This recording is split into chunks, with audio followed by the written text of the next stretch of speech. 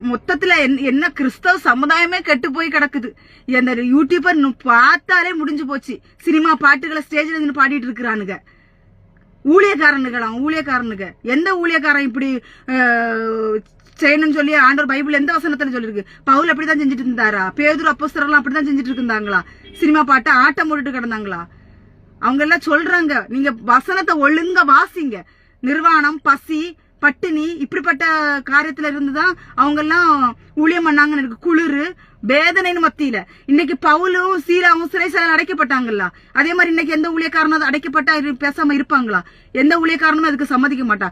இப்ப ஒரு ஊழியக்காரனை ஒண்ணு பேசிடக்கூடாது யாரும், உடனே எல்லாருக்கும் வந்துடும், கூட்டம் கூடிடுவாங்க. ஊழியக்காரனை யாராவது இப்ப பேசிட்டாங்கன்னா அந்த நாட்கள் எல்லாம் புதிய பழைய ஏற்பாட்டு பரிசுத்தவான்கள் பட்ட கஷ்டங்கள் வேதனைகள்லாம் இப்ப எந்த ஊழியக்காரன் பட்டுட்டு இருக்கான்? இப்ப எல்லாம் ஊழியக்காரங்களுக்கும் ஒய்யாரமா ஊழியம் பண்ணணும்.